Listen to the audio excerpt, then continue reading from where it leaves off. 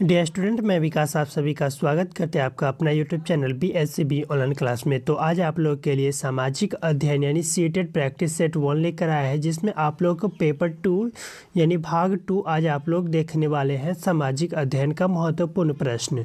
तो यह प्रश्न जो है वह काफ़ी महत्वपूर्ण है, काफ़ी बार पूछे गए एग्जामों में है। तो इससे आप लोग आज के सेट में देखते हैं कि आप लोग कितना सही कर पाते हैं। तो चलिए आज का क्वेश्चन स्टार्ट करते हैं। सामाजिक विज्ञान के फर्स्ट क्वेश्चन यानी कि प्रैक्टिस सेट 1 आज आप लोग के लिए लेकर आया है। इसमें आप लोग कितना सही करते वह कमेंट बॉक्स में जो बताएंगे। तो चलिए फर्स्ट नंबर क्वेश्चन देखते हैं। क्वेश्चन नंबर फर्स्ट दिया हुआ है, अहमदाबाद सूती वस्त्र उद्योग का गढ़ यानी केंद्र था। निम्नलिखित में से कौन सा कारक अहमदाबाद में वस्त्र उद्योग के फलने फूलने के लिए उत्तरदायी है? तो 4 ऑप्शन दिए गए हैं। भारत सरकार की औद्योगिक नीति, सस्ते दामों पर श्रम शक्ति की उपलब्धता, थर्ड है यह कपास की खेती वाले क्षेत्र के पास है, और 4 है तूतीकोरिन पतन का तक पहुंचना आसान था। तो 4 ऑप्शन दिए गए, इसमें से आप लोग राइट ऑप्शन बताएंगे कि अहमदाबाद यानी सूती वस्त्र का केंद्र क्यों कहा जाता था।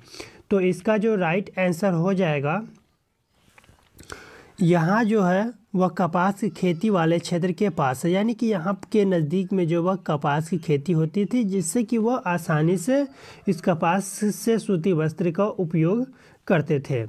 तो इसे हम सूती वस्त्र के उद्योग के कारण जो है वह अहमदाबाद को पूर्व और वेस्टर्न के नाम से जानते हैं। अहमदाबाद को किस नाम से जाना जाता है? पूर्व का वेस्टर्न के नाम से जानते हैं। पूर्व का वेस्टर्न, पूर्व का वेस्टर्न, पूर्व का वेस्टर्न के नाम से जो वह अहमदाबाद को जानते हैं। तो इस बात को भी आप लोग ध्यान में रखेंगे। चलिए नेक्स्ट क्वेश्चन देखते हैं। नेक्स्ट क्वेश्चन दिया हुआ है, बागान जो वाणिज्यिक कृषि का एक प्रकार है को भारी मात्रा में किसकी आवश्यकता होती है? तो बागान जो वाणिज्यिक कृषि का एक प्रकार है कि भारी मात्रा में किसकी आवश्यकता होती है? भूमि और पूंजी का। ऑप्शन 2 है केवल पूंजी का। ऑप्शन 3 है भूमि और श्रम का। 4 है श्रम और पूंजी का। तो इसका जो राइट आंसर आप लोग बताएंगे कि बागान जो वाणिज्यिक कृषि का एक प्रकार है। तो वाणिज्य यानी कृषि, कृषि जैसे ही आप लोग रिलेटेड देखेंगे तो वहाँ तो भूमि लगेगा ही, यानी भूमि से रिलेटेड हो और पूंजी से, तो उसमें पूंजी भी लगने वाला है। तो इसीलिए ऑप्शन नंबर 1 इसका बिल्कुल राइट आंसर हो जाएगा। जहाँ पर कृषि आएगा वहाँ कृषि जो है वह हमेशा भूमि पर ही होता है, यानी ऑप्शन नंबर 1 इसका बिल्कुल राइट आंसर हो जाएगा। चलिए नेक्स्ट क्वेश्चन देखते हैं। नेक्स्ट क्वेश्चन, इसको थोड़ा जूम कर देते हैं जिससे कि आप लोग आसानी से देख पाएंगे। ब्लैक फूड इंडियन है। तो ब्लैक फूड इंडियन जो है वह क्या है? तो ब्लैक फूड इंडियन आप लोग 4 ऑप्शन दिए गए हैं। ऑप्शन 1 है क्यूबा में बागान में काम करने वाले को। ऑप्शन 2 कनाडा में प्रवासी भारतीयों को। 3 है निकोबार द्वीप समूह में प्रचलित बीमारी, और 4 है उत्तरी अमेरिका में एक देसी जनजाति। तो ब्लैक फूड इंडियन जो है वह एक प्रकार का उत्तरी अमेरिका में एक देसी जनजाति था।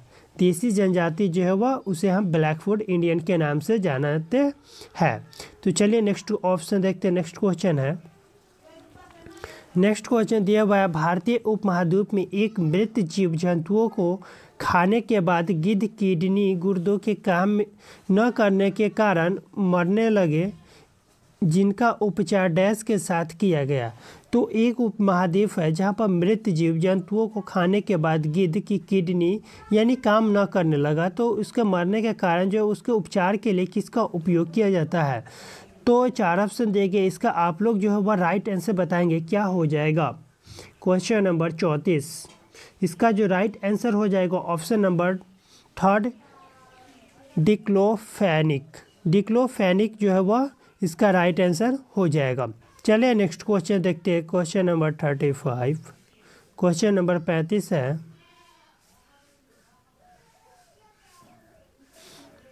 पवन क्रियाएं छत्रक शैली बनाती है जो प्रायः डैश में पाए जाते हैं। तो छत्रक शैली जो बनाते हैं वह प्रायः किस में पाए जाते हैं? ऑप्शन 1 है रेगिस्तानों में।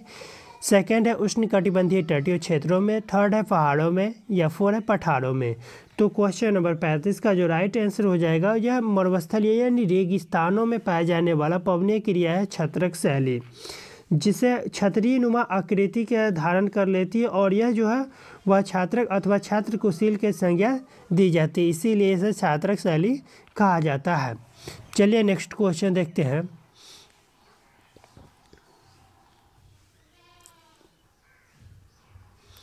नेक्स्ट क्वेश्चन दिया हुआ है,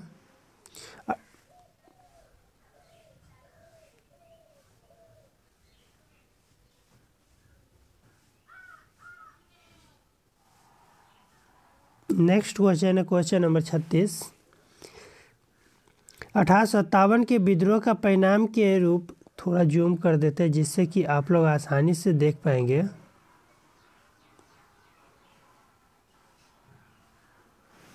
1857 के विद्रोह के परिणाम के रूप में निम्नलिखित में कौन सा परिवर्तन ब्रिटिश संसद द्वारा लाया गया है? तो ब्रिटिश संसद द्वारा जो लाया गया है वह कौन सा था? तो 1857 के विद्रोह के परिणाम के रूप में जो निम्नलिखित परिवर्तन ब्रिटिश संसद द्वारा लाया गया था वह था ब्रिटिश कैबिनेट के एक सदस्य को भारत के लिए राज्य यानी सचिव नियुक्त किया गया। तो ये इसका बिल्कुल राइट आंसर हो जाएगा।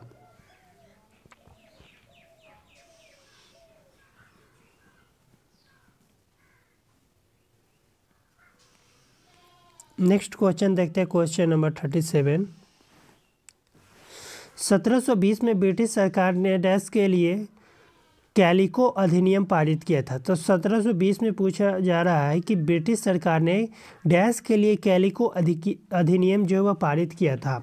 तो अधिनियम ऑप्शन 1 दिया हुआ है, इंग्लैंड में कैलिको यानी सूती कपड़ा उद्योग का बढ़ावा देने के लिए। सेकंड दिया हुआ है, इंग्लैंड में कैलिको यानी सूती कपड़ों को उत्पादन करने के लिए। इंग्लैंड में छापेदार सूती कपड़े छीट के उपयोग पर पाबंदी लगाने के लिए। कालीकट में विद्रोहियों को दंड देने के लिए। तो क्वेश्चन नंबर 37 का 4 ऑप्शन में से राइट आंसर का चयन करेंगे कि 1720 में ब्रिटिश सरकार ने डैश के लिए कैलिको अधिनियम पारित किया था।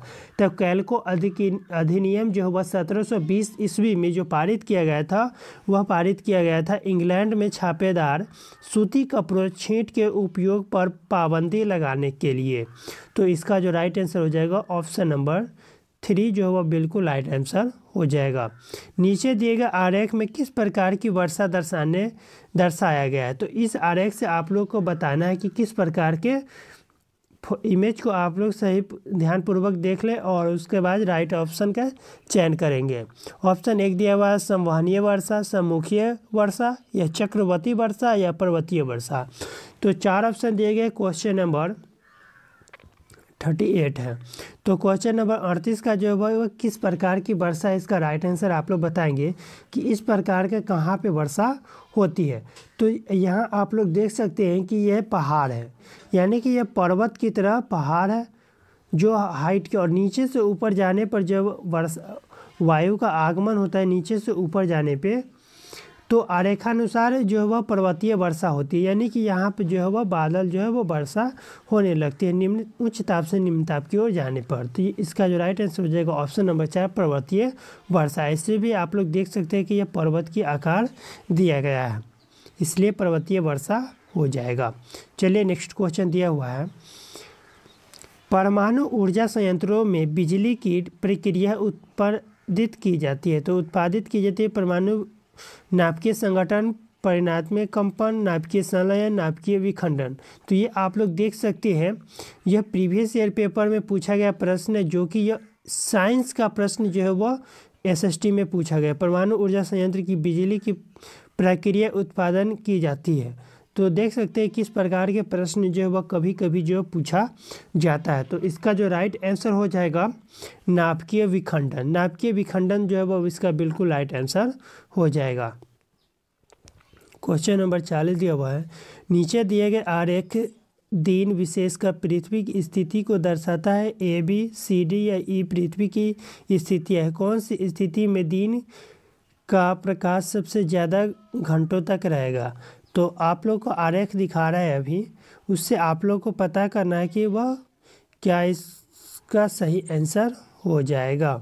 तो यहाँ पर आप लोग देख सकते हैं, यहाँ पर सूर्य दिया हुआ है और इसमें से कौन सा है जो वह दिन का सबसे लंबा दिन होगा। तो 4 सी ए बी डी में से कौन सा जो वह सबसे लंबा दिन होने वाला है। तो इसका जो राइट आंसर हो जाएगा यानी ऑप्शन बी यहाँ पर जो है वह सबसे अधिक लंबा दिन होने वाला है, यानी ऑप्शन नंबर 4 इसका बिल्कुल राइट आंसर हो जाएगा। नेक्स्ट है तांती, मोमिन और देवांग समुदाय डैश लगे हुए थे, यानी तांती, मोमिन और देवांग समुदाय जो है वह डैश में लगे हुए थे, लकड़ी के काम में, बर्तन बनाने के काम में, चमड़े के काम में, बुनने के काम में।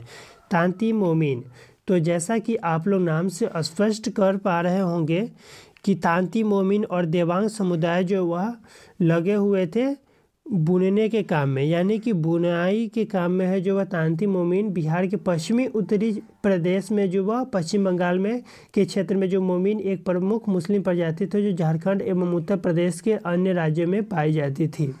तो इस प्रकार से जो वह जो है वह बुनने के काम में कार्य करते थे। चलिए नेक्स्ट क्वेश्चन देखते हैं। नेक्स्ट क्वेश्चन दिया हुआ, मोहम्मद बिन तुगलक ने अपनी राजधानी दिल्ली से हैदराबाद स्थानांतरित क्यों किया? तो मोहम्मद बिन तुगलक के बारे में पूछा गया है कि दिल्ली से दौलताबाद स्थानांतरित अपनी राजधानी जो वह क्यों किया था? अपने साम्राज्य में प्रभावी तरीके से नियंत्रित करने के लिए, क्योंकि दौलताबाद केंद्र में स्थित था। सेकंड है उत्तरी भारत के उसे पर्याप्त राजस्व प्राप्त नहीं हो रहा था। थर्ड है मंगलों से बचने के लिए, या फोर्थ है दक्षिण शासकों की दंडित करने के लिए। तो 4 ऑप्शन दिए गए, 42 का आप लोग राइट आंसर का चयन करेंगे। मोहम्मद बिन तुगलक ने अपनी राजधानी दिल्ली से दौलताबाद स्थानांतरित इसलिए किया था क्योंकि उसे अपने साम्राज्य की प्रभावी तरीके से नियंत्रित करने के लिए दौलताबाद केंद्र में पड़ता था, जिससे कि वहाँ से अपना साम्राज्य जो वह प्रभावी तरीके से चला सके। तो इसीलिए मोहम्मद बिन तुगलक ने अपनी राजधानी दिल्ली से दौलताबाद स्थानांतरित किया था। चलिए नेक्स्ट क्वेश्चन देखते हैं 43।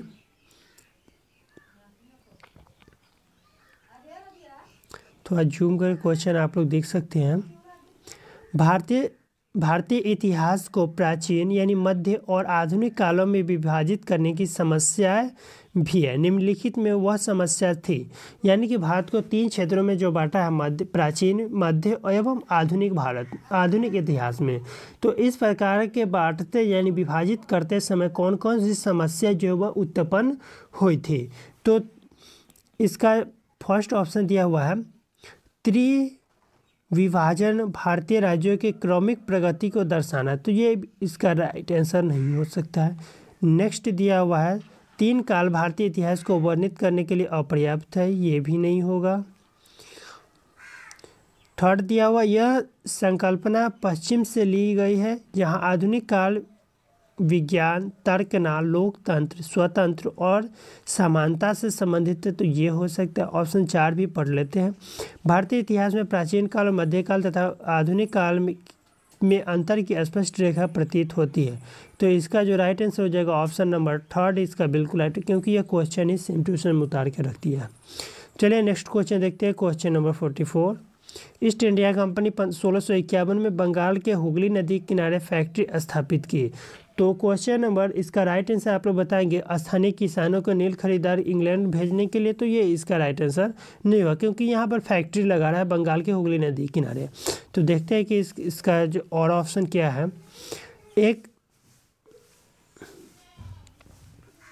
एक आधार बेस स्थापित करने के लिए जहाँ से फैक्ट्री अपना काम चला सके। तो ये हो सकता है इंग्लैंड को निर्यात करने में सूती कपड़े को उत्पादन के लिए, मसालों खरीदकर उन्हें इंग्लैंड भेजने के लिए। तो ये भी नहीं, यानी ऑप्शन नंबर 2 इसका बिल्कुल राइट आंसर हो जाएगा। चलिए नेक्स्ट क्वेश्चन देखते हैं, क्वेश्चन नंबर 45। क्वेश्चन नंबर 45 दिया हुआ है, क्वेश्चन नंबर 45।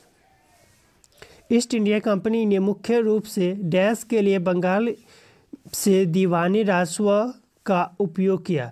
तो ईस्ट इंडिया कंपनी ने मुख्य रूप से डैश के लिए जो बंगाली दीवानी राजस्व को स्थापित की थी। तो 4 ऑप्शन देके इसका राइट आंसर आप लोग बताएंगे क्या हो जाएगा। तो इसका जो राइट आंसर हो जाएगा ऑप्शन नंबर 8, भारत में सूती और रेशमी कपड़ों को खरीदने के लिए ईस्ट इंडिया कंपनी का मुख्य रूप से राजस्व बंगाल के दीवानी राजस्व प्राप्त हुआ था, यानी कि सूती कपड़ों के और रेशमी कपड़े को खरीदने के लिए। तो यह आप लोग को यह वीडियो कैसी लगी और आप लोग कमेंट बॉक्स में बताएंगे। पूरा सेट आप लोग करना चाहते हैं तो कमेंट बॉक्स में बताएंगे। वीडियो अच्छा लगा हो तो लाइक करें और चैनल से नहीं जुड़े तो चैनल को सब्सक्राइब कर लें। आज के लिए इतना ही प्रश्न आप लोगों के लिए लेकर आए हम।